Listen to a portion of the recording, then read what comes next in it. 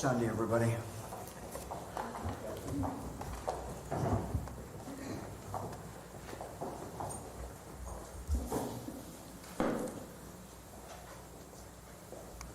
Everybody set?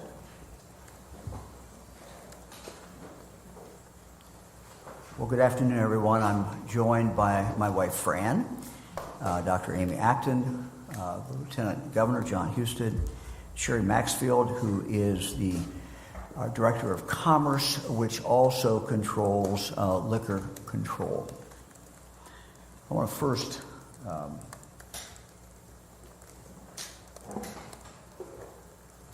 I'm looking at the screen. There it is. We'll go over here.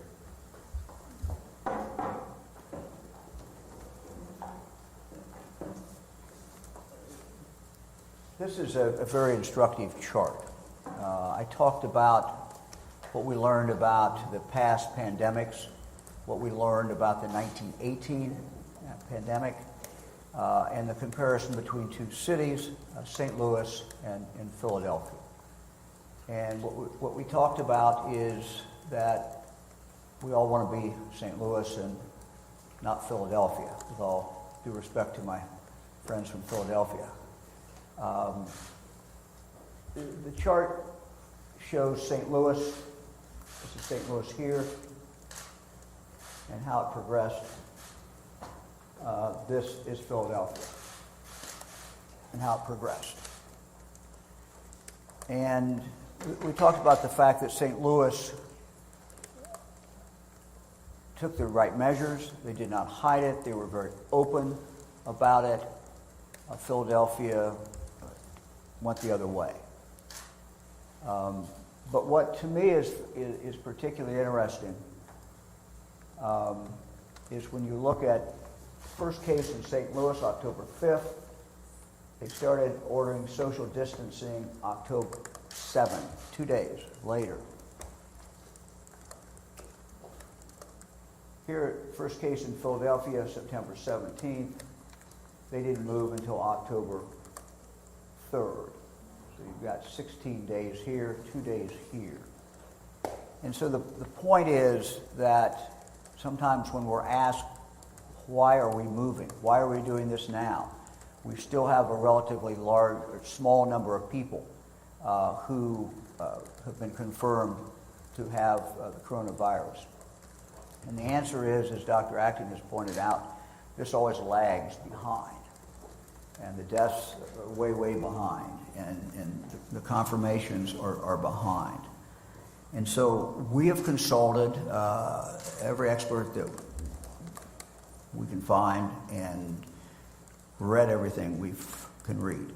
And so we're relying in the decisions that we make on what we know and the best available scientific data that we can get our hands on. This morning, pretty early, I started getting some emails and texts from people in different locations in Ohio. And each one that sent me something, once actually sent a picture, were concerned about the crowded bars in their area last night. We talked about, and we've set a limit of 100 people. And we've talked a lot in the last few days about social distancing and the necessity of people remaining apart from each other, at least 6 feet. We also are learning, and we continue to learn as this moves forward, but how contagious this coronavirus is. Several things I've read indicate it's twice as contagious as the flu.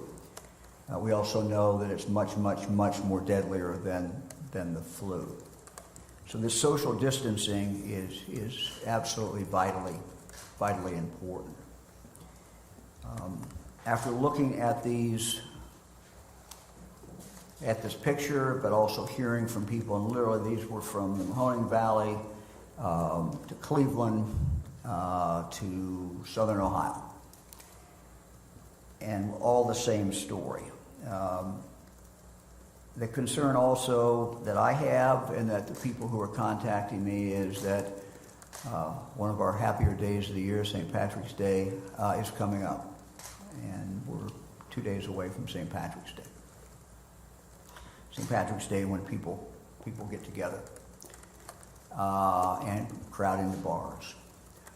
And so based upon all of this, and based upon the fact of where we are at this point in this pandemic, we are literally at a crucial stage. Dr. Acton will be signing an order that all bars in the state and all restaurants will close at 9 o'clock tonight. How long this order will be in effect, we don't frankly know. It will be in effect as long as it needs to. To clarify, carry-out food is still allowed and certainly encouraged. We have some great restaurants. We have some that deliver food, maybe more that will be delivering food now. And so those are still open. The restaurant can stay open. That can take place. We hope it does take place. Some of our great places to eat, I know, have carry out, and maybe more will be encouraged to do this. This is not a decision. Well, let me just again clarify. If you can walk in and buy a donut, buy coffee, walk in, buy coffee, and walk out, that's okay. What we can't have is people congregating and people who are seated. So carry out is fine. Delivery is fine. I have some understanding of what this order will do. And I think of all the places that I've eaten across the state of Ohio, many small business owners who this is going to hurt greatly. I'm also aware of the many fine people who work in these establishments, work in these restaurants, work in the bars, who will not have a job.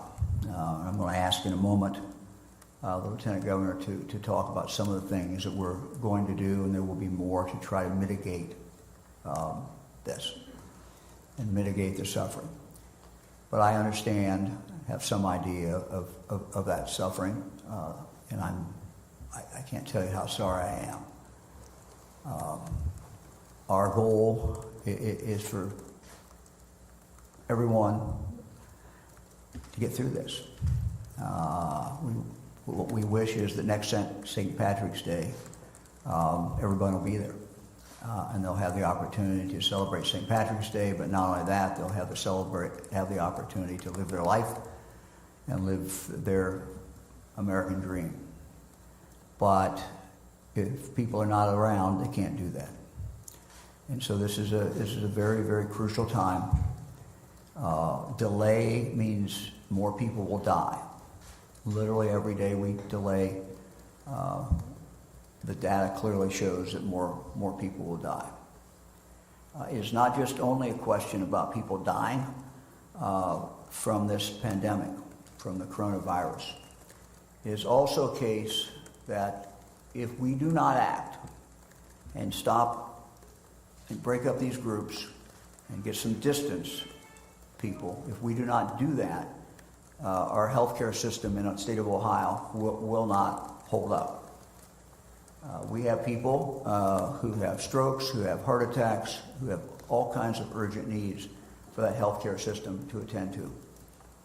So the loss will not only be those individuals who might not be able to get a respirator, not be able to be treated because of the coronavirus. The danger is not only to them, it is to everyone else who does not get this, and everyone else who needs to be treated.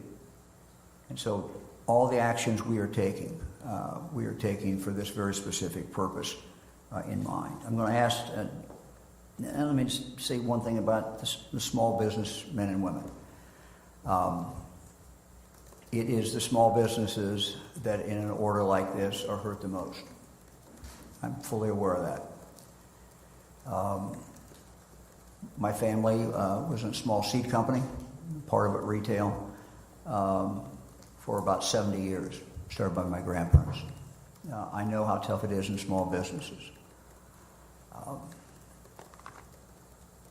There's also been many DeWines who have run restaurants and many DeWines who have run bars. And so I have some understanding of this. Let me ask Dr. Acton to come up, and then I'll ask the Lieutenant Governor.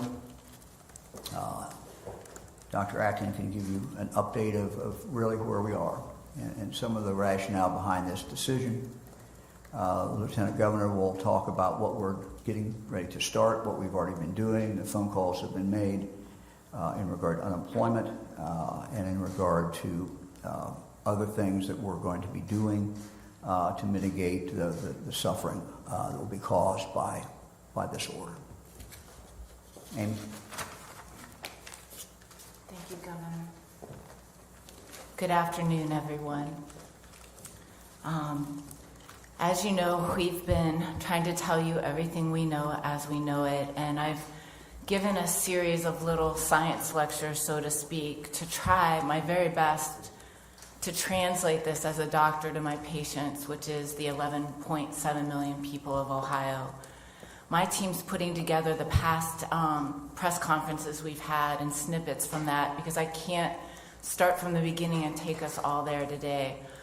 But I'm going to give you a few things that I want you to keep in mind, go over again why our healthcare system not being overwhelmed is so vitally important, and I'm going to talk a little bit about how every day and every one of us and what we do matters, and try to give a little bit of guidance for the folks, what you can do at home and what we need to do for the most vulnerable among us. So starting with what we know today, it is getting increasingly hard to give you numbers that are accurate because it's pouring in so quickly. We have data from our labs. We're still awaiting some of the private data, but I'll give you what we knew as of 2 p.m. We do know that we have 36 positive cases and at least 350 pending people under investigation, and that's just in our lab. The illness onset is from February 7th through March 13th. And I want to pause there for 1 second and say, this is absolutely important for everyone in this country to understand. I saw Dr. Fauci, Dr. Gottlieb on the news today trying to explain this to people. And I've said this before, cases can be very misleading to the public because it's a past historical event. Because of our lack of testing, cases are just the tip of the iceberg. And in reality, it's not the numbers of people you have, the numbers going around. We will not have an accurate picture of that. We'll never know accurately who all, but we'll get closer as we look back in history on this. But it's not, the cases are the tip of the iceberg. There are many cases out there that are undetected. And more importantly, there are many asymptomatic people. Each and every one of us must suspect that we could have it or be carrying it.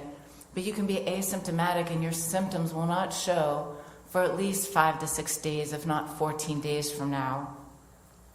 It is, like I said about the starlight, we're seeing the light in history of light years, and that is what you are seeing cases. So we are looking at what the scientists know, what we're seeing happening in other countries, what the best data and studies are, and we're predicting based on that. But be assured, it's already amongst us. And in fact, the fact that one of our cases started in February 7th, having their first symptoms, means that they were infectious long before that, up to 14 days before February 7th, but certainly at least 5 to 6 before they started showing those symptoms. And then they probably thought, like most of us probably did back in February, that we had a cold or perhaps the flu and lived through it. And that's amongst all of us here in Ohio. You have to understand that by the time you're infected and you do not know it, it will be another 2 weeks, and this is Hopkins research, 2 weeks before you will actually be hospitalized from this. It's really from that first onset of infection when you didn't know you have it to you're in the ICU is 2.5 weeks. And deaths are going to occur 4 to 6 weeks after that. So that is why we have to just assume right now what is here, and our data is increasingly showing that our age ranges, 31 years of age to 86 years of age, with a median age, again, of 53 years. We have 13 females and 23 males, 11 hospitalized. Multiple counties, and our county data is going to lag our understanding. I'm getting a lot of reports from a lot of cities that have been told they have a case. But unfortunately, because of most of our testing is sequestered in the hospital centers, often in the big 3 Cs here in Ohio, sometimes they're putting down where they tested and not the county a person lives in. But as of right now, we have 11 counties that we have accounted for: Belmont, Butler, Cuyahoga, Franklin, Lorain, Lucas, Medina, Stark, Summit, Trumbull, and Tuscarawas. And I know for a fact that some of that has not been included yet. So, timing is everything and every day matters. All of this is about the hospital surge that you're hearing about. It's about what I believe Newt Gingrich just wrote about today, what he's seeing on the ground in Italy, saying we have to act like this is a war. It's a war on a virus. And you're seeing unprecedented measures in places like France and Italy. Italy, the closing of churches, even for individual prayer, has never been done, even in the Black Plague. You're seeing stresses on systems that have modern healthcare systems, taking the actions we're taking. The blessing we have is that every day we do more, we are going to blunt that curve. But we are in the surge. And as the governor said, the places, Wuhan was one city under a surge. It was one point because it was where it originated.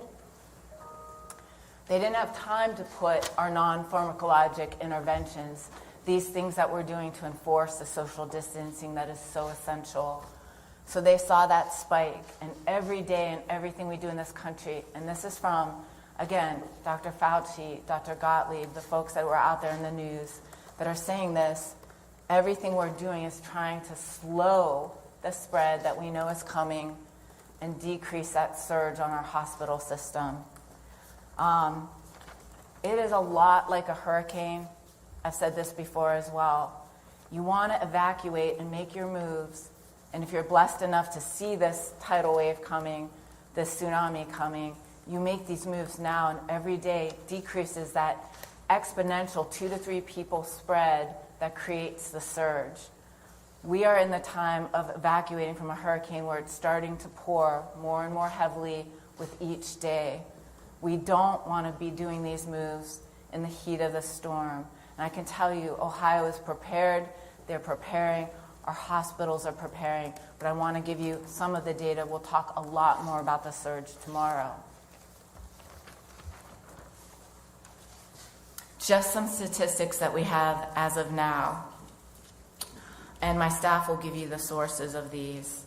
In a moderate COVID-19 outbreak, as it hits the United States, and I'll say one more point, we likely won't have one city. We'll have surges in cities first, but we're going to have multiple Wuhans in this country because it had already spread in our country. It didn't start at that point of origin. So you'll see this in places all over the country. We know from the first estimates that 200,000 ICU beds will be needed in the U.S.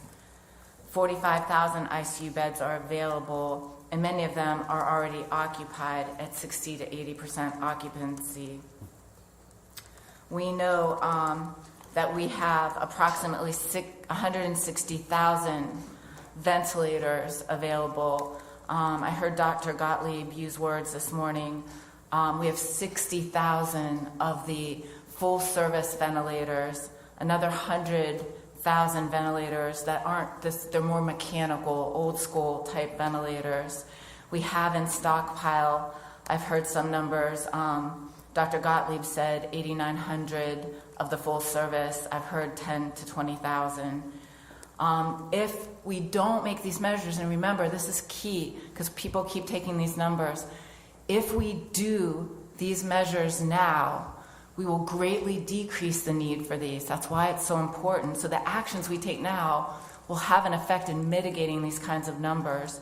But if we delayed mitigation, an original estimate of an influenza of 1918 would be, you would need 740,000 ventilators. So that's why the things we do matter, because we're trying to keep within the scope of what we have. You're going to see unprecedented measures by hospitals set up here. They are going to be doing more of what we said. We're going to be stopping all elective surgeries. They're going to be sending people who aren't as cute home. But much more important, I think people at home don't understand. It's very easy to think, especially when you're healthy right now, especially when it's just trickling that rain, that, I'm invincible, I'm not going to need this. But the fact is, not only do we need this, for our most vulnerable, so many people in our country have pre-existing conditions of heart disease, diabetes, all sorts of healthcare needs, who are being treated for cancer and on immunocompromising drugs, including our children, who we know get sick as much of us, don't get as badly sick, but some of our kids will get sick and some of our kids will die. And the ones who have pre-existing conditions more so, but they most certainly are infected as much as we are. But this is it. When our hospital systems are overwhelmed, that means if you're having a birth that you are planning, if you are in a car accident and need your hospital, if you have a stroke or an MI, even if you never get coronavirus, people in this country could die from something other than coronavirus. It's so important. These actions we take individually are going to keep our nurses from getting sick. You're going to hear a lot about bed capacity. It's not about beds. Our national, our National Guard and others will be setting up tents and things with beds. We need nurses and doctors. We need firefighters and EMS and people to not be sick right now. And every one of us might be infecting our neighbor who is a nurse, who we need during this response. This is a civic duty to keep those folks safe too. We know already of a firefighter who is one of our cases. That means that firefighter was sick for asymptomatic 6 to 14 days. That means that entire house of firefighters has been exposed and might need to stay home for 14 days. Now we don't have a fire station up and going. We saw this in Washington already from those first responders. So all of these ripple effects matter. And these proven strategies, we've talked to the scientists who have invented these strategies. They were in the footnotes of the governor's curve on that 1918 data. What they are saying is, and what Dr. Fauci said today is, we need to do all of this, and every day and every one of us matters. Young people, I had my first night at home with my husband, and my daughter was home. She's 23 or 4. I'm miscalculating that today as I stand here. Maddie, sorry. She and her friends were talking about, do we go out tonight? We should not be going to restaurants. Now, no, we rely on restaurants. 50% of us get our food from them now, and that's why the carry-out and delivery is still so needed, because we need that, because there's so much pressure on our stores right now. But if it is not essential, you should not be doing it. And young people, you're part of this, absolutely part of what I'm talking about. And we'll have more communications on how you can help during this, because we're going to need your help as well. This is disproportionately going to hit the most vulnerable amongst us. There is no doubt of that. We've predicted this all along. All over this state, philanthropies and nonprofits are working tirelessly. We're going to work on the needs of the homeless population. We're going to work on all of this. And these policies will layer on day after day. We won't have them all in the big day, but the state of Ohio has moved all the big rocks, the most important breaks we can put on spread, and we'll keep layering those on day by day. And as the Lieutenant Governor will share with you, we will keep building supports. But please know, everyone, this is the real thing. This is not a drill. This is the once-in-a-lifetime pandemic. And everything each of us does matters.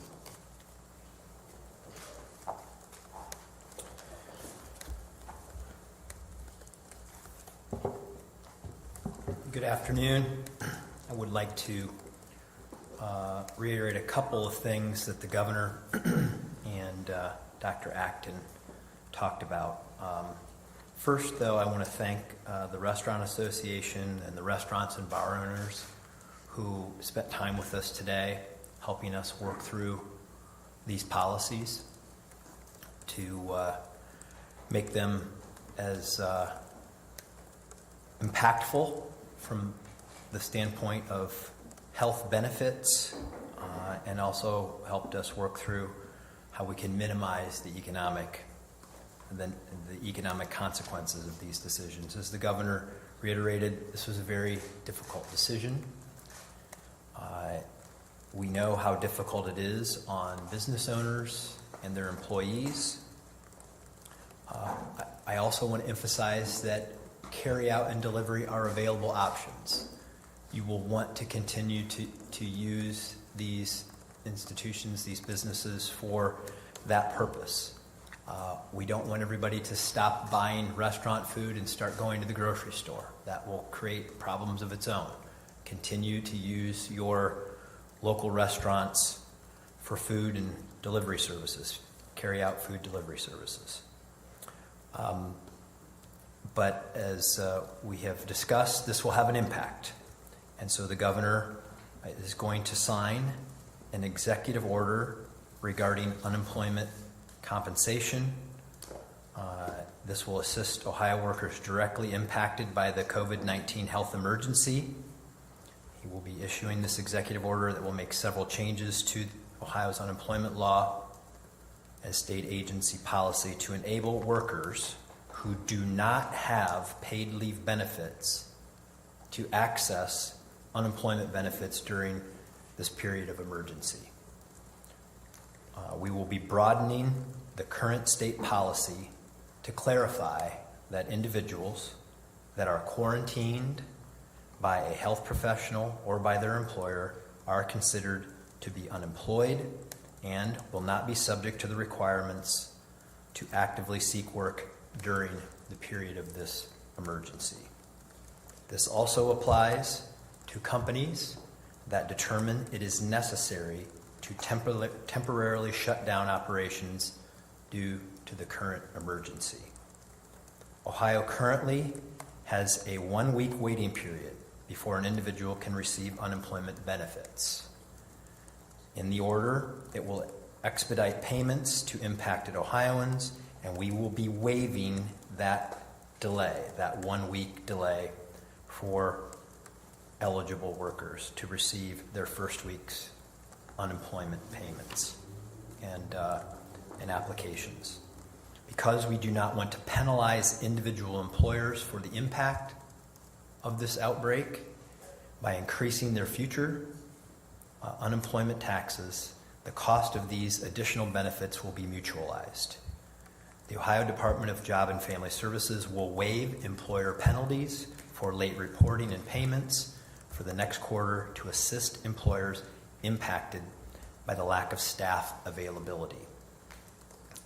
More information on this is available at unemployment.ohio.gov or at the 800 number 877-644-6562. Now I would like to move to an issue to help these bar owners and restaurants who may have purchased liquor in preparation for whether it was March Madness or St. Patrick's Day.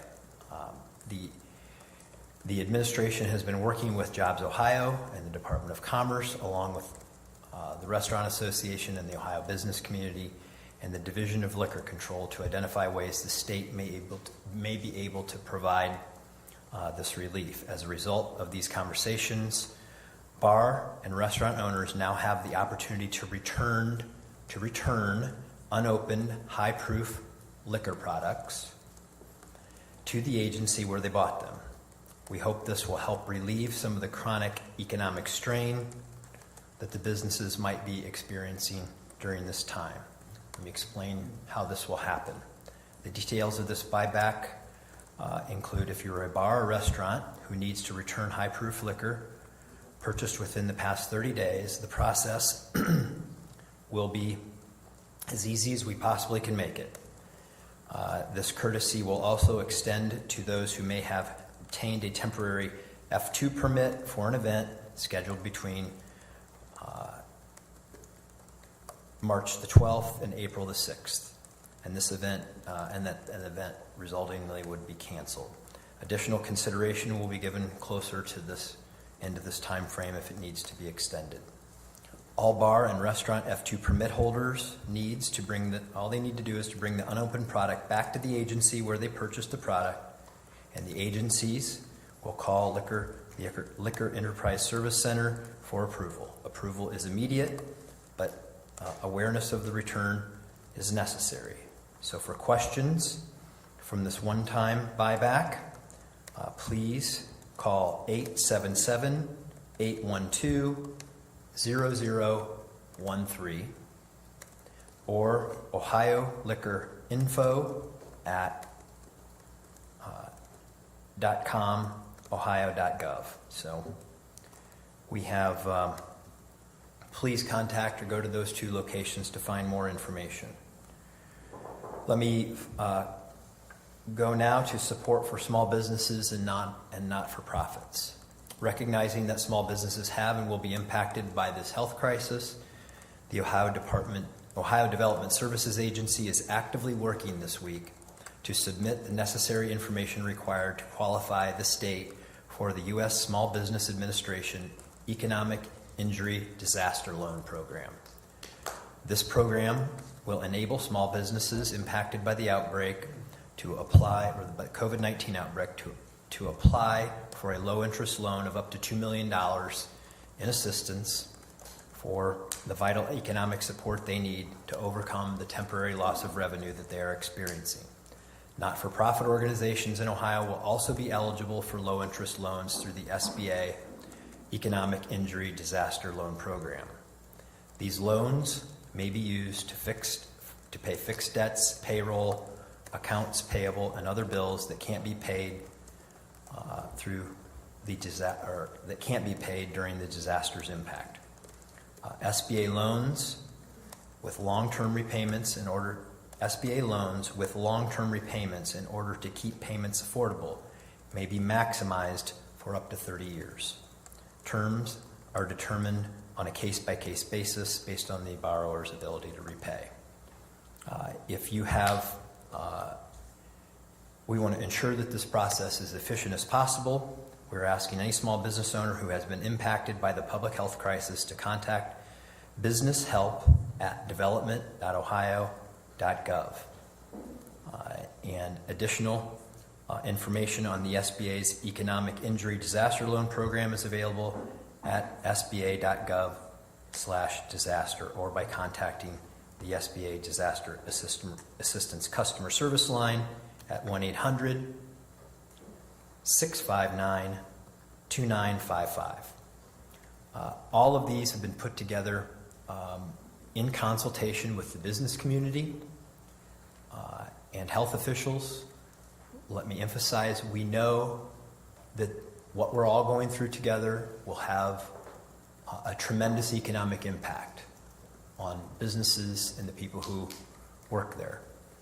This is our first step in trying to account for the disruptions in business, and we will continue to work with the businesses of Ohio and their leadership to develop services and programs to get us all through this very difficult time. I want to emphasize and thank all of the businesses who have been so accommodating at working with us to develop these ideas in consultation with restaurant owners and bar owners. Many of them are voluntarily complying with the governor's order already, and we are prepared to support everybody through these resources. Thank you, Governor. Thanks, John.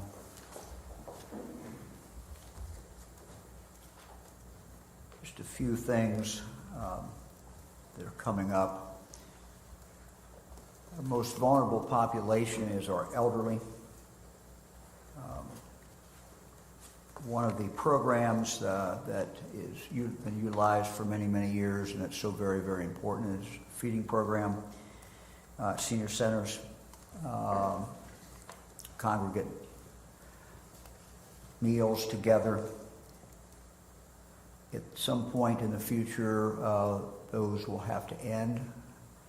That food we will have to, though, and we will work with all our local agencies on making sure that that food does get to the same individuals. So this is going to take some volunteers. It's going to take some help in the community. We're not ready to announce that switch today.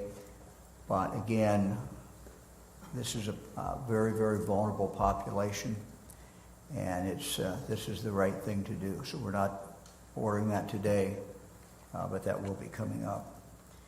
Our call center continues to get calls, many, many calls, and we encourage people to call 1-833-4-ASK-ODH. That's 1-833-4-ASK-ODH.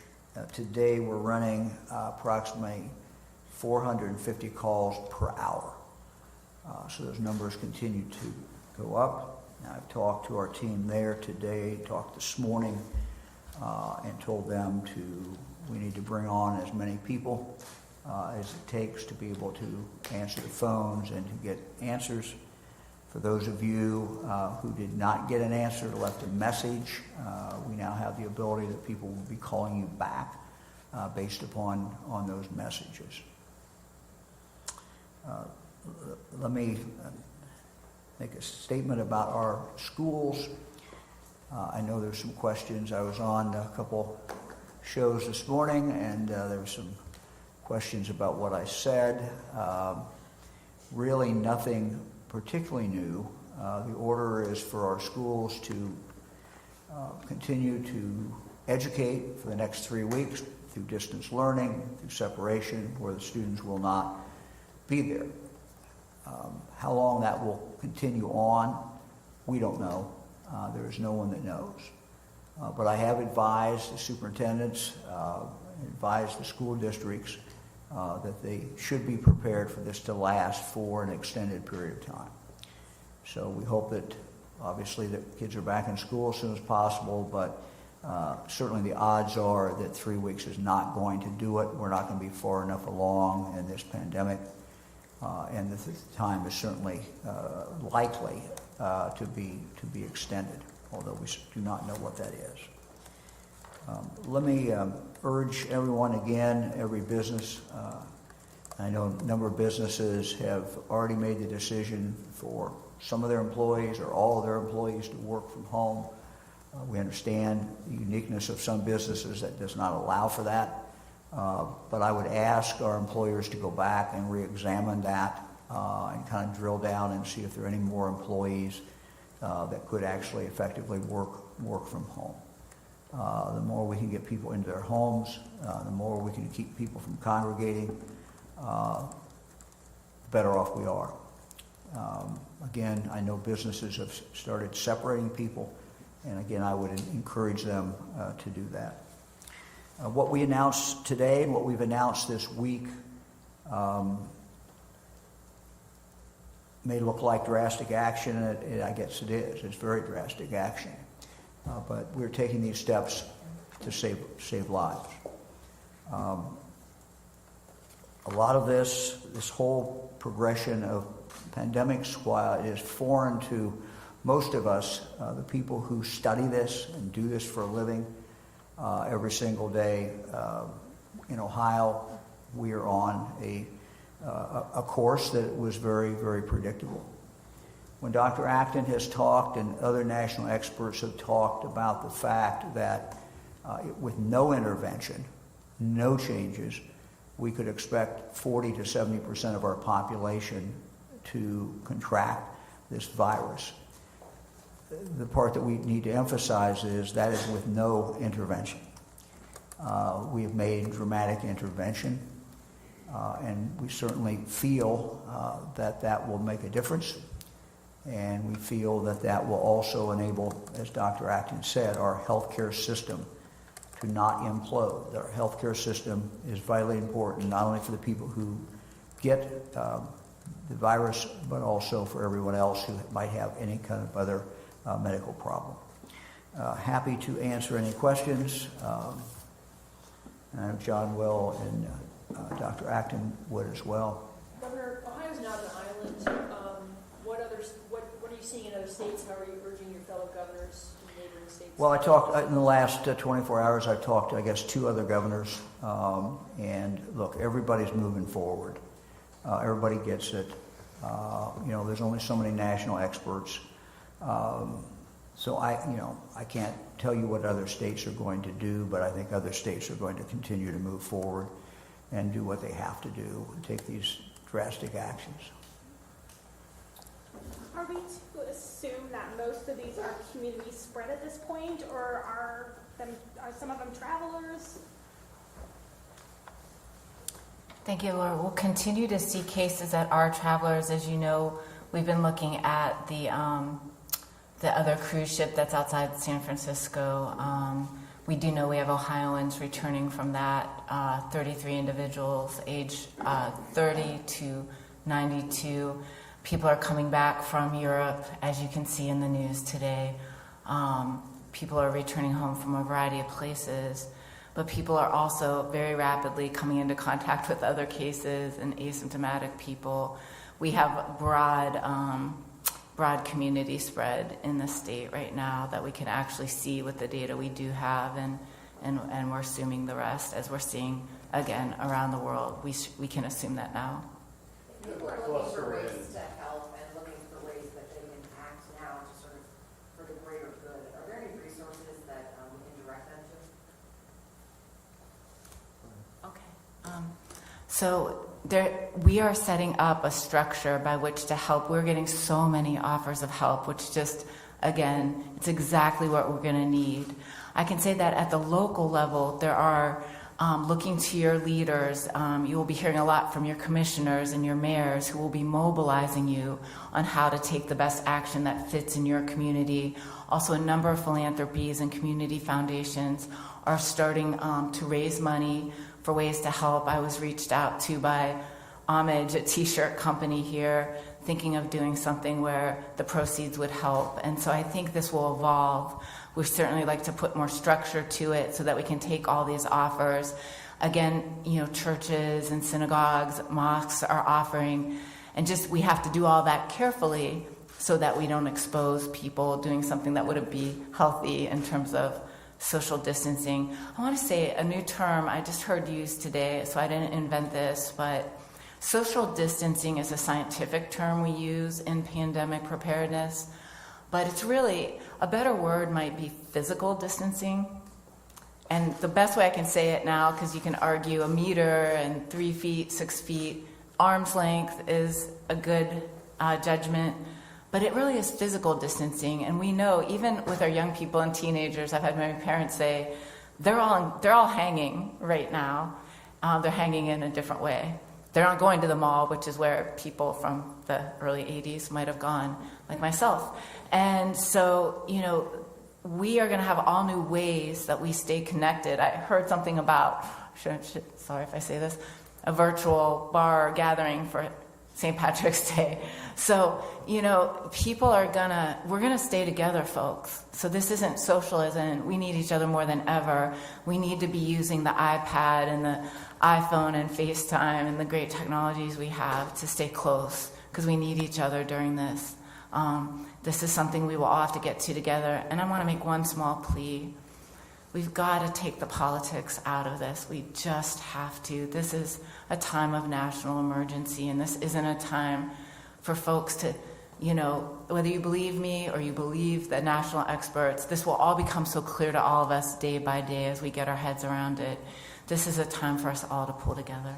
Governor, you mentioned seeing pictures of people at bars. I've seen a lot of pictures today of long lines at early vote centers. Why shut down the bars and keep the election still on? Well, the elections, first of all, we've been voting for 4 weeks.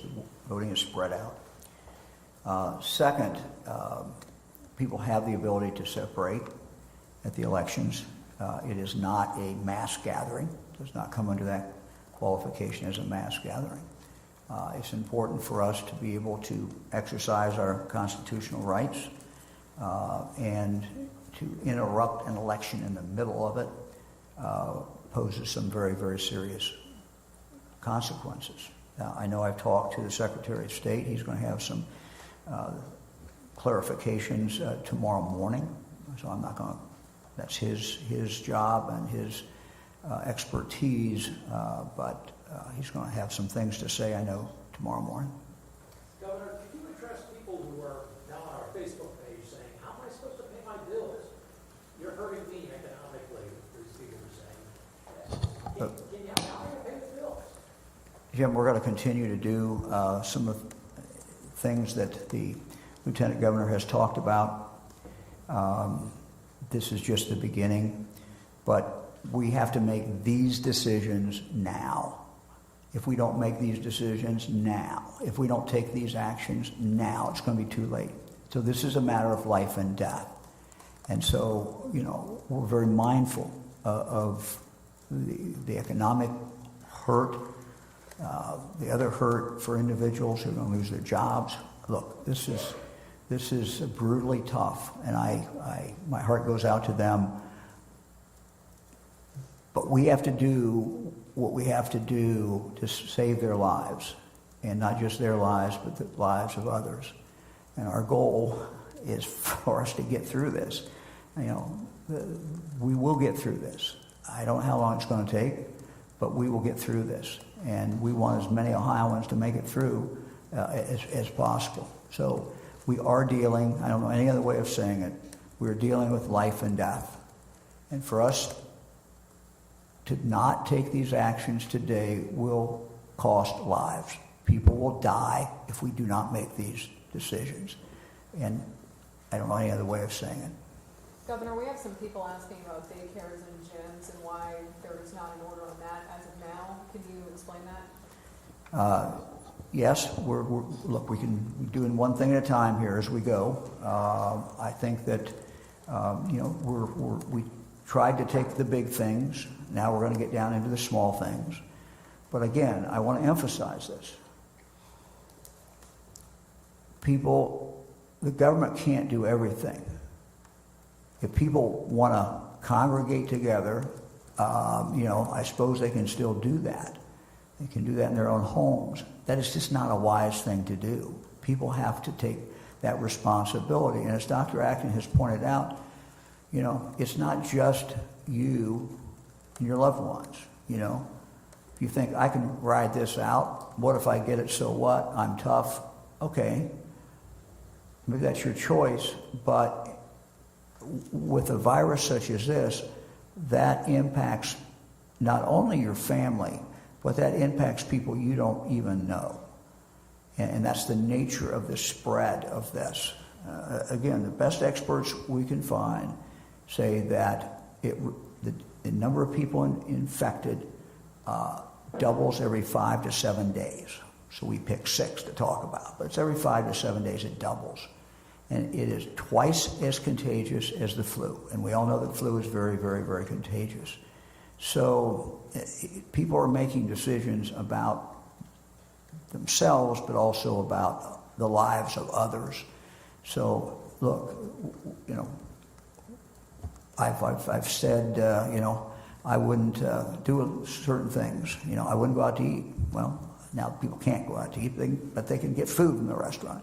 But people have to make these individual decisions. Now, the daycare centers are unique. Somebody has to take care of these kids.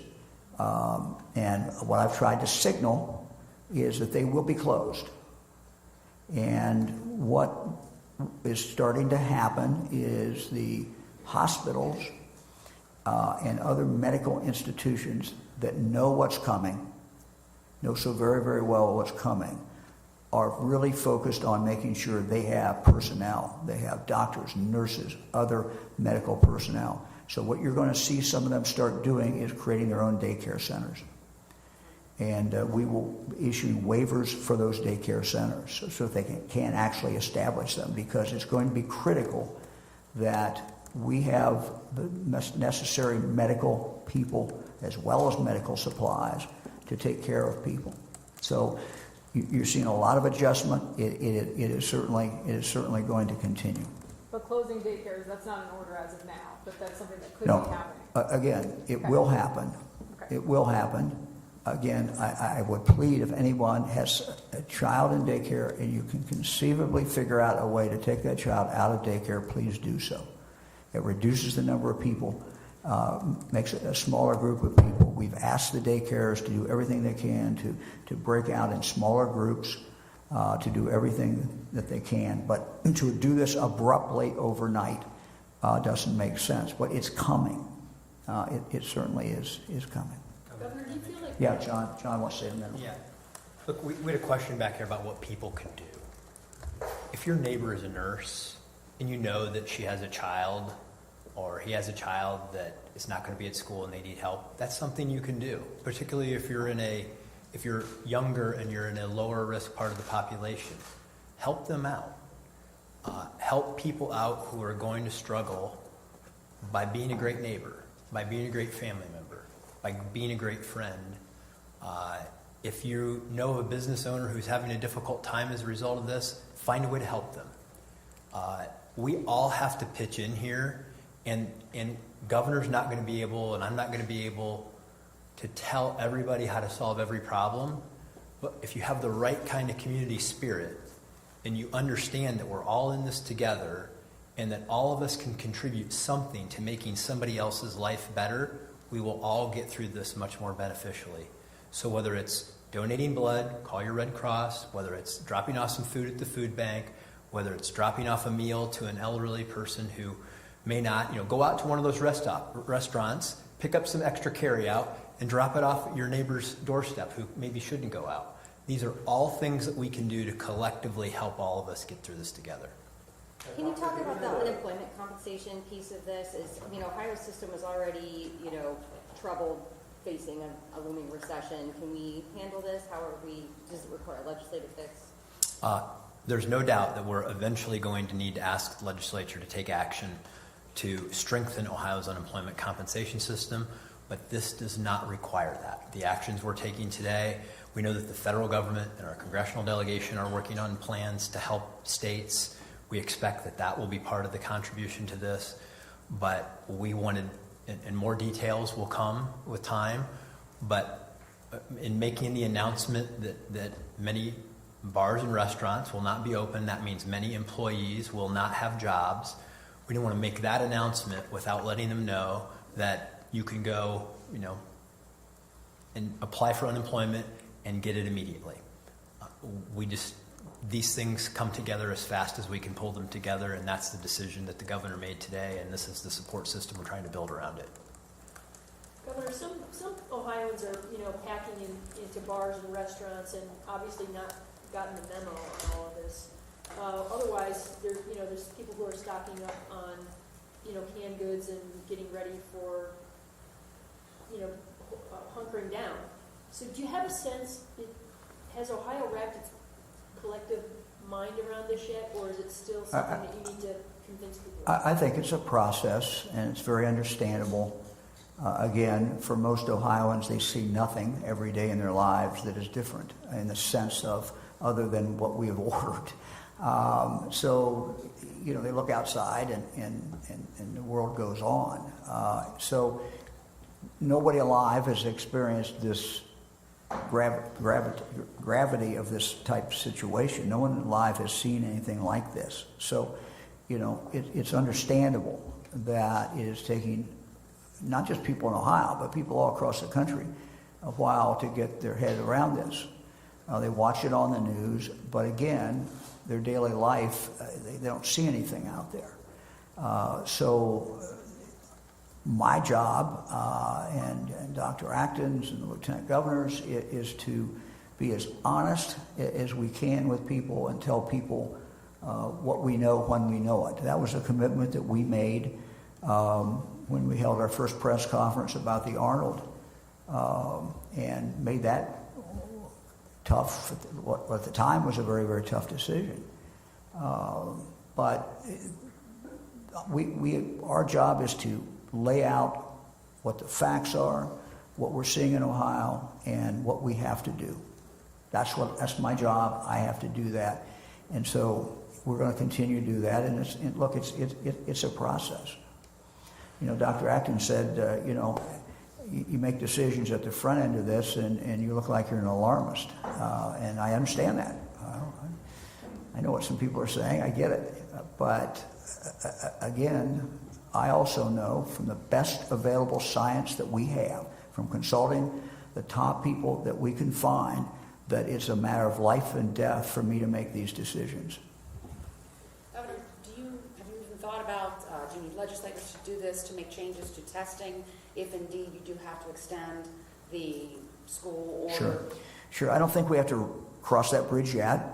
But I made it very clear in conversations with superintendents, and I've had this with the leadership of the state legislature, that if we don't do testing this year, the world's certainly not going to come to an end. So we'll see. We'll see as we move forward. Let's stay safe. Let's try to continue to educate the kids. Let's kind of stay focused on the things that we can impact. And that's going to be my focus. And so, but I want to assure people that we're not going to, and parents and students, that we're not going to be asking them to do things that they can't do, and we're not going to be asking them to focus on tests if that's going to really get in the way of, what they're doing over the next few months. Governor, you've made it clear so much of this is up to individual people, individual decisions, but are movie theaters and places like that going to be open right now, or no? Well, movie theaters, if they can comply, but what you're seeing is most movie theaters I'm seeing looks like many are closing. I know that there's a small theater in the Columbus area that has got spacing out. They've decided to do the spacing. So look, we got to keep our focus on what's important and what the goal is. What the goal is to keep people apart. So if they can keep a reasonable distance apart, as much as life can be normal, we're going to allow that to be normal. Governor, have you given any thought to implementing like a statewide curfew or anything like that? No. Governor, have you looked at service industries? I'm talking about the ones where you have to be close. Barbers, beauty salons, massage therapists, acupuncturists. Is that on the list somewhere? Jim, this is evolving. Our focus has been on getting the big things where we get the most impact, and that's what we've done. We've gone through a series of very, very big things. People not congregating more than 100 people at a time. What the orders were today in regard to the bars and the restaurants. Closing the schools. Going to distance learning in our higher education. So these are all big, big things. Does that mean that there are other things that we won't get to? Yeah, we may look at that. I mean, we're going to continue to look at the benefit plus the social cost, and make those calculations. But it was important to get the big things and get them done. And that's how you have the most impact. As Dr. Acton says, you get 80% of it right, we're going to make a huge difference. Okay, thank you all. We'll take the last one. This is for Dr. Acton. What is your advice on how to keep families positive that have loved ones in nursing homes right now that aren't allowing visitors? Yeah, let me just say, look, I called a friend of mine last night who's in an assisted care. And call your friends if they're there, if they're in a nursing home, call, use that telephone, use other ways to communicate. You can even do letters. People still like to get letters. I write a lot of letters. But look, everybody, we have to kind of reinvent and go back to the way we communicated before. And I don't minimize how difficult this is about, somebody's got a wife who has Alzheimer's who is in and now can't see her. That's just gut-wrenching. But we have to protect her and we have to protect everybody. Reinvent how you communicate, go back to some of the things that we may have done 20, 30 years ago. And then you also have, for those who are tech savvy, we got text. You can text, and we can do the emails and other things. So, Amy, I don't think I could say it better than that. I mean, I think we're going to see a lot of ingenuity all over this country, and already people are coming up with ways from using technology that you can wipe down, because you have to wipe it down, to there are great studies about putting old music that people love. You've probably seen some of the videos, and there's a lot of techniques, and we'll be rolling those out, I should say again, coronavirus.ohio.gov. We're going to be putting tons of tips as we learn them. How do you get your head around this? How do you live? And we'll all learn from each other, and we'll take the best of that and keep giving it to Ohioans. Sir? Dr. Acton, when you have a cluster, like in Butler County, you have 4, are you able to trace the origins of that? Or are experts able to trace that at your staff? Yeah, I'll say this again. So, we have 113 local health departments. These are the heroes. They've been on the front line for months working on this, and it's their job. The disease detectives, epidemiologists are out there. Every time there's a case, they go and they find everyone they came in contact with. It used to be for every person under investigation. This will get so big that is actually no longer possible, and we're pulling some of that back, focusing more on cases. People under investigation are being told, just quarantine yourself for 14 days. You'll see that this will get so big that eventually we'll just have to assume that people are and treated as such. And so you're seeing that evolution. So there's a lot happening. Butler, amazing, in the city of Middleton. All the other folks there, they were with those first Miami suspected cases, and they just did an outstanding job. So please, folks, support good kindness to those local health departments. They could use some food dropped off on their doorstep right now. I can promise you that. thank you all. Thank you all. Thank you all.